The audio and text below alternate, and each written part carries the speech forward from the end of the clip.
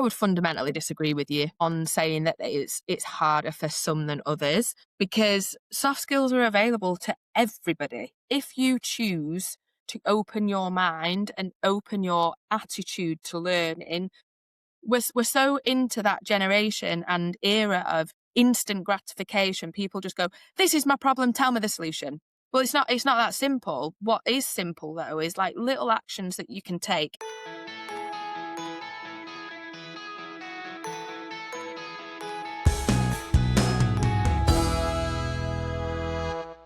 This is Marketing Careers Uncovered, and I'm Dave Hayward. Learning how to do marketing properly isn't always straightforward.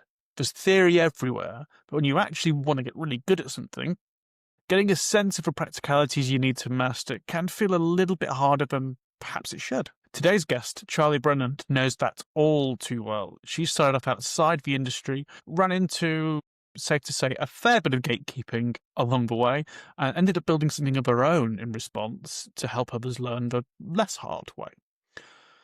Charley, do you want to say a quick hello and share a little bit of what you're doing with yourself? So, hello everybody, I'm Charley. I am an active PPC practitioner. So for anybody that doesn't know what PPC actually is, which maybe there's a ton of people that's just like, why is she screaming acronyms at me? PPC is pay-per-click, and essentially we are the fun people that put the ads in front of you on the internet. So if you've ever picked up your phone and thought, oh my God, I was literally just talking about that, why is it on my phone? Yep, that's people like us doing that for fun and spending lots of big brands' money to do it. So that's my day job. I do that. I work with a lot of big brands, household names that you will have heard of. And outside of that, I also run 2 different communities. So a community for other people that do the same job I do, free meetups in and around Manchester. And as of this year, I am now officially a conference founder. That is also super exciting. So I can't wait for us to dig into it. Lovely. So the first thing I want to get into is you didn't exactly follow the classic marketing route. What were you doing before PPC, and how did you end up getting curious about this wonderful world? It's very funny you should ask that, because I posted something on LinkedIn this week that was incredibly triggering for me, because I actually had done over a decade in sales before ever finding out that I was any good or potentially interested in marketing. I left school when I was 18 and basically just went straight into sales. So call centers, door to door, passing out flyers ahead of nightclubs. I think I actually, at one point before finding marketing, was working in a nightclub in the evening, and during the day was like caring for the elderly. So a very, very weird mishmash of sales. Opposite worlds. Yes. Although, a lot of the time, there's a lot of overlapping skills in sales and marketing. And that was kind of the post that I had put out on LinkedIn this week, because I'd seen somebody go in on door-to-door salespeople. They were like, what are these people doing with their lives? It's so humiliating. How dare they knock on my door, yada, yada, yada. And I was like, it's actually super interesting that you feel that way as a marketer, because what we do as marketers is actually quite intrusive. Our jobs really is to put products and services in front of people, sometimes before they even know that they want them. So it's super interesting, people's perception of the difference between sales and marketing. And actually, for me, somebody that's done both, I'm like, there's so many transferable skills. But even more interesting, a lot of people that find themselves in sales jobs, which is actually a lot of the younger generation, because you come out of school, you come out of uni, you're like, I don't know what to do. Sales jobs, hospitality jobs, those are like the industries that a lot of people end up in, because they don't actually require you to have a ton of experience to go and start doing those jobs. They just require you to have a good attitude to learning. I feel like conscription, but within sales and hospitality, should be a thing for the entire human race, because unless you've had somebody screaming at you down the phone or shouting at you because their food's not hot enough or whatever, you've really not dealt with the arse end of the human race. No, you certainly do learn quite a lot of resilience. So how on earth do you end up at PPC then from there? Yeah. How do you end up?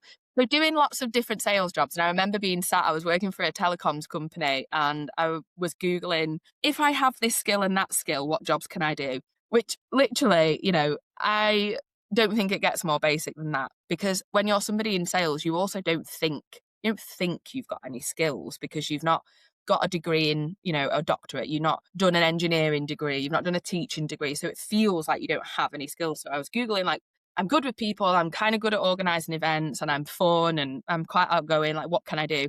And like one of the top things was either like play worker, so playing with other people's kids. Solid no, I can barely stand playing with my own. No, that's a joke, I can. Or recruitment consultant. So I was like, fuck it, I'll go and be a recruitment consultant.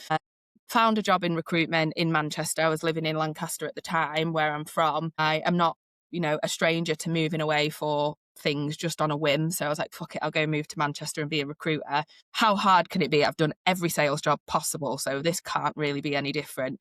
Went and did recruitment, and the long story short is I ended up being a digital marketing recruiter. So I would be interviewing marketers, and that, one of the questions is like, tell me about your job. What do you do on a daily basis? Yeah, I'd listen to them. I'd just be like, I could do that with my eyes shut. Very naive and very pompous in your mid-20s, where you're just like, God, all you can do is like, you're good at Excel and you're good with numbers. Like, I'm good with Excel and I'm good with numbers, so I could probably do your job. And at the time, not earning like the way that a lot of sales roles work, recruitment included, is you have a pretty shitty base salary and all of your money's made in commission. So you're looking and chatting to people all of the time that are on, astronomical salaries. And I'm sat there thinking I can do their job with my eyes shut, being crazy, crazy naive. But I feel like sometimes that naivety through my life has really been a positive more than a negative. But there we go. So when you go from there, is it as simple and straightforward then as reading a few bits and bobs, turning up to some events? How did you go about sort of starting to take a step into this world? Yeah, so I was actually recruiting and PPC roles, SEO manager roles. And I guess out of all of the different digital marketing people I would speak to, the PPC people were like the most interesting. So I knew that I had to learn about it.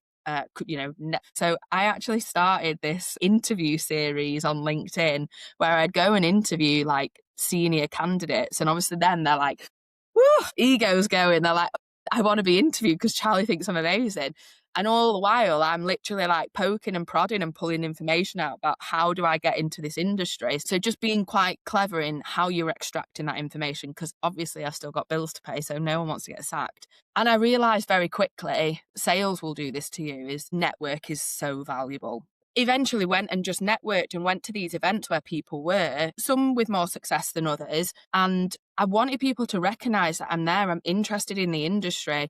So then when roles came up, they already knew who I was. They already knew what type of person I was. They already knew that I was an eager beaver showing up with no experience, but lapping all of the information up. Even if I didn't understand what they were saying, I was like, I want to be part of this. I want to be part of this. But you weren't always met with open arms at these events, were you? There was quite a bit of gatekeeping involved.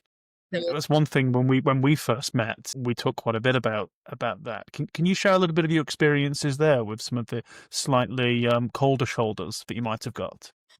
Back in the day when I was in recruiter, so that's like maybe like 10 years ago or whatever, there was a platform called Manchester Digital, which had a lot of digital events listed on it. It's still going now, Manchester. I'd find events on there and I'd be like, okay, I'm going to try and go to this event. So I buy a ticket, and then sometimes I get my ticket refunded and an email get back that says, we don't allow recruiters to these events. And I guess my initial response to that was, they don't want me there. Like they are looking at me and thinking, you're not one of us. Like, we don't want you here.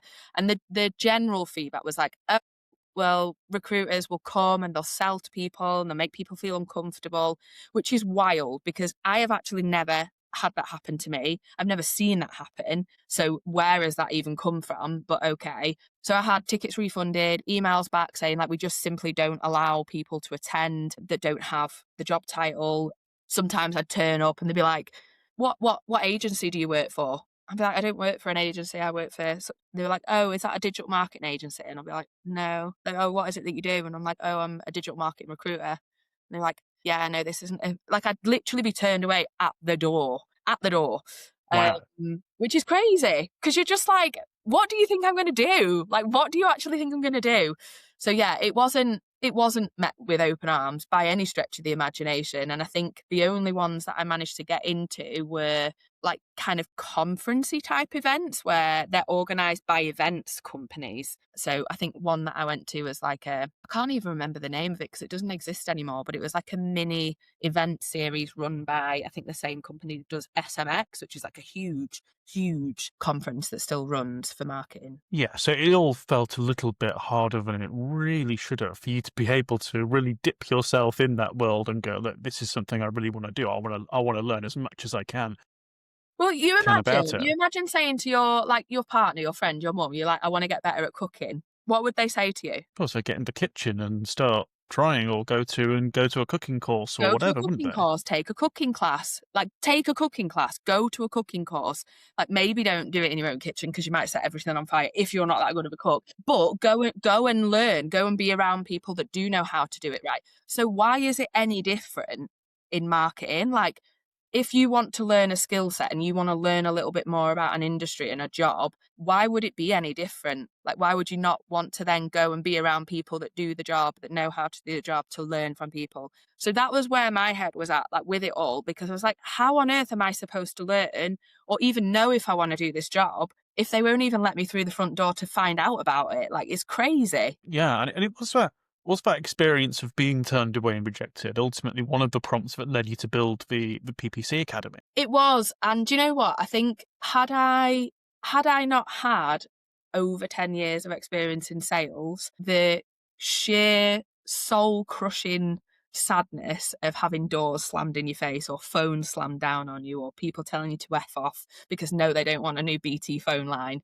You know, if I'd not had that and built up like quite a thick skin, I think that would have been enough for me to just completely turn away from the industry as a whole, right? But because I didn't have an issue with being told no. It did kind of set the fire a little bit. I didn't really at that point know, oh, I want to set up a community, but I've got this like quite strong moral compass. And I think I've really clung on to that experience for quite a number of years after it had happened. Like I was like, that isn't normal, surely. Like, I'm somebody that's quite, tenacious. So imagine somebody that doesn't have some of the personality traits that I have being told, no, like, no, thank you, you're not what we're looking for, before they even know what you're capable of is wild. It did expand a little bit further. So that first role that I actually got into, I was sacked after 3 months. And I remember, honestly, vividly, pixel by pixel, how that morning panned out because it had been my birthday the week before. So they'd bought me a birthday cake, everything was fine and dandy. And I remember the CTO walked me into the kitchen over these creaky wooden floorboards because it was in like a little office in Ramsbottom. Yeah, that or foosball. And we sat down and he was like, yeah, it's not a good conversation. Basically, like, we're letting you go. And I just remember being like, I felt like at that moment, I felt like someone had literally just run me over. Like, tears streaming. I'm a crier, Dave, honestly. So I wear my heart on my sleeve. Is probably what makes me good and bad at what I do. But I remember crying and I remember saying to him, like, is it that you don't have time to train me? Because bearing in mind, these people had took me on with no experience. So they knew what I had experience in. They also knew what I didn't have experience in. So they knew I had no PPC experience prior to this role. So the expectation was always that they were going to train me, right? So I asked, is it that you don't think you have time to train me? Or is it that you don't think I can do the job? Which I think is a super, super important clarification, right? I look back on it now and I'm like, I can't even believe that I had the audacity to ask that question because I didn't think I was that person then, but I clearly was. And I remember him telling me, so this is a guy with 2 degrees, masters in maths, quite often told everyone how intelligent he was. Proper dick, to be honest. He just turned to me, he was like, if I thought you were ever going to be good at this job, Charlie, I wouldn't be having this conversation. Yeah, the story as it goes is I went to Lancaster, had a day crying and feeling really sad. And I thought, there's absolutely no way I'm going to have somebody like you tell me what I can and cannot do. So I rang a guy that I used to do recruitment for. So when I was in recruitment, I used to do a bit of recruitment for JD Sports. And I had a contact who was like a talent acquisition person there. I rang him and I was like, Chris, do you remember ages ago when you told me that you would never consider anyone until they had 3 months experience? I was like, well, I've got 3 months experience and I want to come work for you now. He knew me because he dealt with me as a recruiter. I knew that they wouldn't consider anyone with with less than 3 months experience. So I literally called him out on the information he's already given me, right? And this is probably the thing that has been consistent throughout my entire career, no matter what job I've done. You ask the right questions, you are equipped with information to then use that as you please moving forward. Even if that's 6, 12 months down the line, Even if it it's doesn't 6, 12 matter, is months. it? You bank it, don't you, for later? Exactly. And he was like, "Let me go and speak to the managers. I think we are hiring." And I had an interview within 24 hours for JD Sports, which I interviewed for on the Friday. I think this happened on a Wednesday. Interview confirmed on the Thursday, interviewed on the Friday, got the job on the Friday. So really, from feeling like I am the pits, I can't do this job, everything's awful, everything I ever worked for has gone to shit on the Wednesday, to I am about to start a job with the world's biggest multi-channel retailer on Monday. Like, insane. Talk about highs and lows. I think as well what's really interesting is if you look at some of the skill set predictors for like the next 2, 3, 4 years, really, on any of the big like Business Insider, Forbes, whatever, where they're predicting like what are going to be the most in-demand skill sets. Super interestingly, it's things like communication, critical thinking, problem solving, like all of the skills that I would personally class as soft skills, not, data analysis, not system building, not web development, not project management, not this, not that, that are, quite closely tied to an endpoint job, but actually soft skills that are applicable to every part of a business, every part of a job. So that's really interesting that big business organizations are saying this is what's going to be in demand, because it almost by default insinuates that it's lacking, that it's not where it needs to be now. How do you go about learning that? I've talked about this probably in 80-90% of episodes, and we somewhat get similar answers. I think it's easier if you come from certain backgrounds where you're exposed to people who may already have some of those soft skills, and you can practice that a little more. And how do you actually go about developing those soft skills, which really need to find a better word for them, because they're not sounding so soft anymore? No, they're not sounding so soft, are they? I would. Oh, this is going to be controversial. I would fundamentally disagree with you on saying that it's harder for some than others, because soft skills are available to everybody. If you choose to open your mind and open your attitude to learning, if I had a really difficult discussion with you now and we didn't resolve it, that's still building my soft skills. So just because you didn't get a really pleasant resolution doesn't mean you're not building your soft skills. I'm from a council estate. The people that I grow up debating with, I can tell you now, don't have university degrees. So my soft skills haven't been because I'm from a higher socioeconomic background. I wasn't good enough to get into critical thinking debate club in school. But I'm negotiating with people every single day, all of the time, because I'm spending their money, so I have to justify it. But yeah, to your point of like, is it harder for some people? I would say probably personality types. It's probably harder for some people more than others. If you're more outgoing, it's probably easier to build those soft skills. But if you know that you do not have really strong soft skills, you know that communication is something that you really struggle with. The same as cooking, like practice it. Yeah, Just it.